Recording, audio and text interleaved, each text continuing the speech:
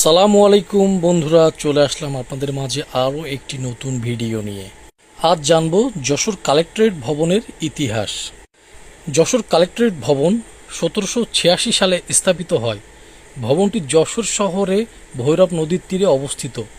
শুরু থেকেই ভবনটি জেলা প্রশাসকের কার্যালয় হিসেবে ব্যবহৃত হয়ে আসছে। বর্তমানে এটি যশোর জেলার বিনোদন কেন্দ্র হয়ে উঠেছে।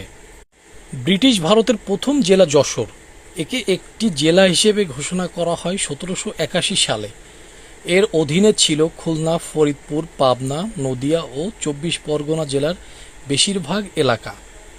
ইস্ট ইন্ডিয়া কোম্পানির রাজস্ব সংগ্রহ ও শাসন বজায় রাখার জন্য প্রশাসনিক সংস্কারের দিকে গুরুত্ব দেয়। 1786 সালের 4 April Mister Tilman Henckell Jessore collectorate প্রতিষ্ঠার প্রস্তাব দেন। জনাব টিলম্যান হেঙ্কেল একজন বিচারক ও ম্যাজিস্ট্রেট হিসেবে তিনি রাজস্ব আদায়ের বিষয়ে সমস্যার সম্মুখীন হয়েছে। সদর দপ্তর কলকাতা হওয়ার ফলে সরকারের কাছে তিনি এই বিষয়ে লিখে পাঠান। তৎকালীন সময়ে যশোর থেকে কলকাতা যাতায়াত ব্যবস্থা দুরূহ ছিল। রাজশাহী কালেক্টরেট এস্টেটগুলো বাদে সকল এস্টেটের রাজস্ব কলকাতায় জমা প্রদান করতে হতো। যেহেতু সিভিল কোর্ট রাজস্ব বিষয়ে কোনো হস্তক্ষেপ করতে পারে, রাজস্বের সাথে সম্পর্কিত কোনো বিষয়ে প্রশ্ন উত্থাপিত হলে তা কেবল কলকাতা রাজস্ব কমিটির শুনতে হতো এবং সে বিষয়ে শুধু তারাই সিদ্ধান্ত গ্রহণ করতে পারতেন।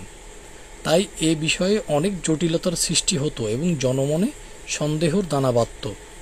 জনগণের মঙ্গল ও সুবিধার জন্য কালেক্টরের সম্মান বৃদ্ধি করার এই প্রস্তাব তিনি করেছিলেন। তৎকালীন সরকার কর্তারা বিষয়টি জানামাত্র আগ্রহ প্রকাশ করেন এবং 1786 সালে যশোরে কালেক্টরেট প্রতিষ্ঠা করেন।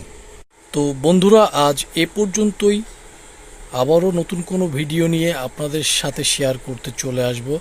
সকলেই ভালো থাকবেন। সকলের সুস্বাস্থ্য ও মঙ্গল কামনা করে আজকের মতো বিদায় নিচ্ছি। আর ভিডিওটি কেমন লাগলো অবশ্যই লাইক কমেন্ট করে জানাবেন এবং পাশে থাকবেন। ধন্যবাদ সবাইকে।